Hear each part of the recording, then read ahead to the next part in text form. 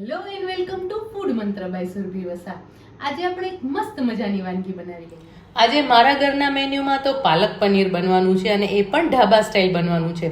હું હમણાં જ આ સન્ડેના જ બારે ઢાબા પર જમવા ગઈ હતી. શિયાળો હોય ને એટલે ઢાબા પર જમવા જવાની બહુ જ મજા આવે.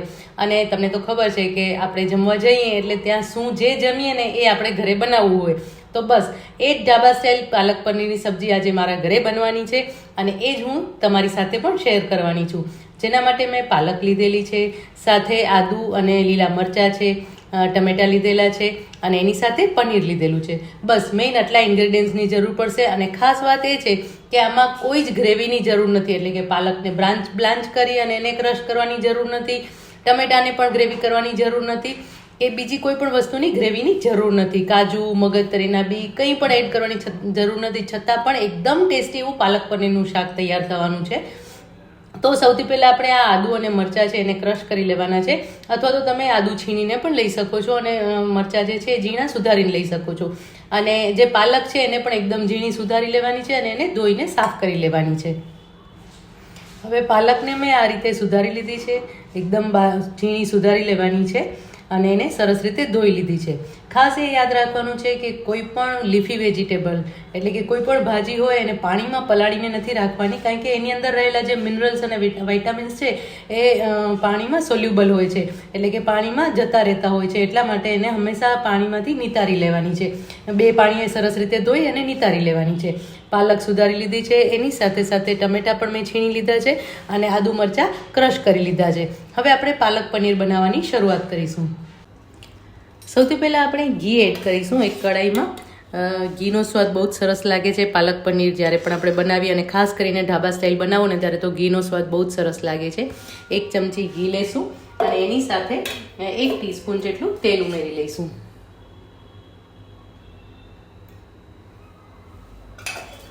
જીરું એડ કરીશું, 5 ચમચી જીરું લઈશું.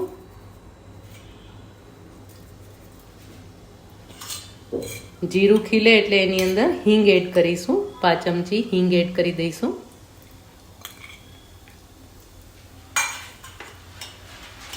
સાથે હળદર લઈશું 5 ચમચી જેટલી. હળદરના કારણે જે પાલકનો કલર છે એ બહુ જ સરસ નિખરીને બહાર આવે છે. અને હવે આદુ મરચાંની પેસ્ટ એડ કરી દઈશું. અને આ આદુ મરચાંની જે પેસ્ટ છે ને એ પણ મેં રફલી ક્રશ કરેલી છે, એકદમ સરસ રીતે ફાઇન પેસ્ટ નથી બનાવેલી. આ રીતે જ આપણે તૈયાર કરવાની છે અને હવે એને સાતરી લેવાની છે.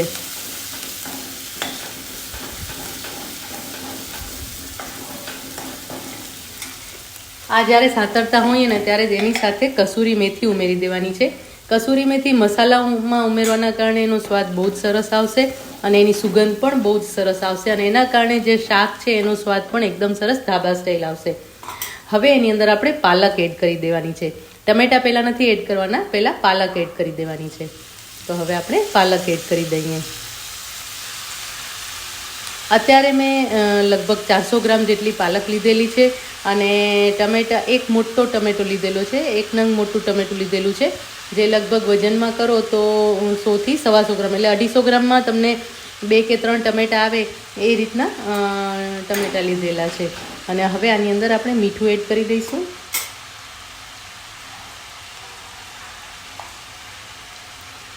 પાલકમાં મીઠું હોય જ છે, એટલે કે થોડી ખરાશ હોય છે, તો એ પ્રમાણે મીઠું આપણે એડ કરવાનું છે. અત્યારે 1 ટીસ્પૂન આપણે મીઠું એડ કર્યું છે, પછી ટેસ્ટ કરીને ફરીથી એડ કરીશું. હવે આને ઢાંકીને લગભગ 2 થી 3 મિનિટ સુધી થવા દઈશું, જેથી કરીને સરસ રીતે પાલક થોડી બેસી જાય. તમને એવું લાગે છે ને કે આ રીતે પાલક કરવાથી એનો સ્વાદ પણ સરસ નહીં આવે અને પાલક પણ બહુ જ બધી દેખાશે, પણ તમે જ્યારે ફાઇનલ પ્રોડક્ટ જોશો ને, કે જ્યારે તમે એ શાક ખાશો ને ત્યારે તમને એવું થશે કે આવું શાક તમે ક્યારેય ખાધું જ નહીં હોય. કારણ કે મને પણ પહેલાં એવું જ હતું જ્યારે મેં પાલક પનીર ટેસ્ટ કર્યું ને ત્યારે, પણ એનો ટેસ્ટ બહુ જ સરસ હતો અને એવો જ ટેસ્ટ તમને અત્યારે અહીંયા મળવાનો છે. ચેક કરી લઈએ. જો પાલક કેટલી બેસી ગઈ છે ને, એકદમ અડધી થઈ ગઈ છે.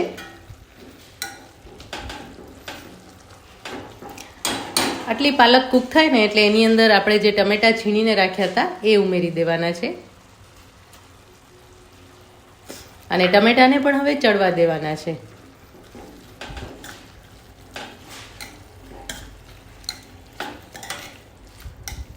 કાચા જ ટમેટા લીધેલા છે, એની કોઈ બ્લાન્ચ નથી કર્યા કે એને ક્રશ પણ નથી કર્યા, એને છીણી લીધા છે.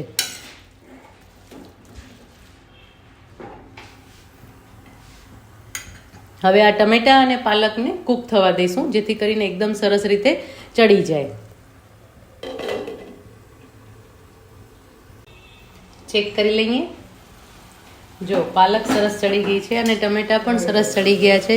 હવે દેખાય છે તમને કે એકદમ સરસ રીતે બધું જ ચડી ગયું છે. અને હવે આની અંદર આપણે મસાલા કરી લેવાના છે. તમને આ મિશ્રણ દેખાતું હશે કે આ શાક કેવી રીતે ખવાશે, પણ ખરેખર બહુ જ સરસ લાગશે. હવે આની અંદર આપણે લાલ મરચું પાવડર ઉમેરીશું, 1.5 ટીસ્પૂન. લીલું મરચું તો ઉમેર્યું છે એટલે એ પ્રમાણે તીખાસ પ્રમાણે લેવાનું છે. 2 ટીસ્પૂન ધાણા જીરું ઉમેરી લઈશું અને 1 નાની ચમચી એટલે 1 ટીસ્પૂન કિચન કિંગ મસાલો ઉમેરી લઈશું. હવે મિક્સ કરી લેવાનું છે એને પ્રોપરલી મિક્સ કરી લઈશું. હવે એની અંદર દહીં એડ કરવાનું છે. લગભગ 1/2 કપ જેટલું આપણે દહીં એડ કરી દઈશું અને એની સાથે મલાઈ એડ કરવાની છે. લગભગ 2 થી 3 ચમચી મલાઈ એડ કરીશું. ઘરની જ મલાઈ લેવાની છે. જો ઘરની મલાઈ ન હોય તો તમે ક્રીમ એડ કરી શકો છો, તો ક્રીમ પણ તમે 2 ચમચી જેટલું લઈ શકો છો. તો આ રીતે આ બધી જ વસ્તુ એડ કરી અને એને મિક્સ કરી લેવાનું છે. જરૂર લાગે તો થોડું પાણી એડ કરીશું, જેથી કરીને આપણે પનીર જ્યારે એડ કરીએ ત્યારે એકદમ સરસ તૈયાર થઈ જાય. 2 થી 3 ચમચી જેટલું મેં પાણી એડ કરી દીધું છે. હવે તમે જોઈ શકો છો કે એનો કલર એકદમ સરસ થઈ ગયો છે. અને હવે આની અંદર આપણે પનીરના ટુકડા પણ એડ કરી દઈશું અને એને સ્લો ફ્લેમ પર કૂક થવા દઈશું, જેથી કરીને પનીર ફિક્કું ન લાગે. કારણ કે જ્યારે પણ આપણે પાલક પનીર ખાતા હોય ને ત્યારે પનીર ઉપરથી એડ કરીએ ને એના કારણે પનીર એકદમ ટેસ્ટલેસ લાગતા હોય છે અને જરાય નથી ભાવતા હોતા. તો આપણે પનીર એડ કરી દઈએ.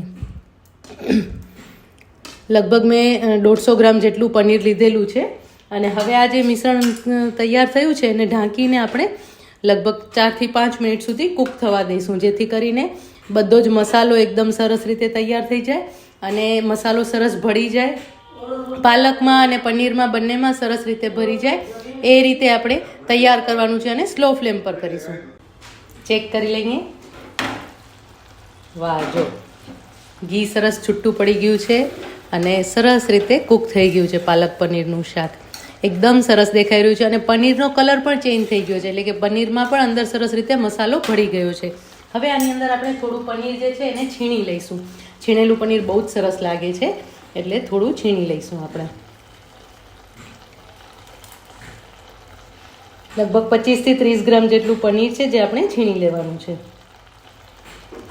અને એને પણ સરસ રીતે મિક્સ કરી લઈશું. જો એકદમ સરસ મિક્સ થઈ ગયું છે. જો આ રીતે મિક્સ કરી લીધું છે ને એકદમ સરસ દેખાઈ રહ્યું છે પાલક પનીરનું શાક. એકદમ ધાબા સ્ટાઇલ આ શાક છે. આવું શાક તમે ક્યારે પણ નહીં બનાવ્યું હોય. હંમેશા આપણે ગ્રેવીવાળું જ શાક બનાવતા હોઈએ છીએ. હવે આ વખતે આવું શાક બનાવજો, તમને બહુ જ પસંદ આવશે. તો હજી એને ફરીથી 2 થી 3 મિનિટ માટે રહેવા દઈશું, જેથી કરીને ઉપર સરસ ઘી આવી જશે. ઢાંકીને રાખી દઈશું. જોઈ લઈએ. જો મસ્ત તૈયાર થઈ ગયું છે. હવે ઉપરથી અડધી ચમચી ખાંડ એડ કરીશું અને અડધી ચમચી જેટલું ઘી એડ કરી દઈશું, જેના કારણે એનો સ્વાદ બહુ જ સરસ આવશે. મિક્સ કરી લઈશું. શાક તૈયાર છે. હવે એને આપણે સર્વ કરી લઈએ. પરોઠા સાથે, રોટલી સાથે, ઇવન ભાત સાથે પણ આ શાક બહુ જ સરસ લાગશે. અને કાંઈ ન હોય ને તો ખાખરા સાથે કે આમને આમ લુખ્ખો પણ આ શાક બહુ જ તમને ભાવશે. તો તૈયાર છે મસ્ત મજાનું ઢાબા સ્ટાઇલ પાલક પનીરનું શાક.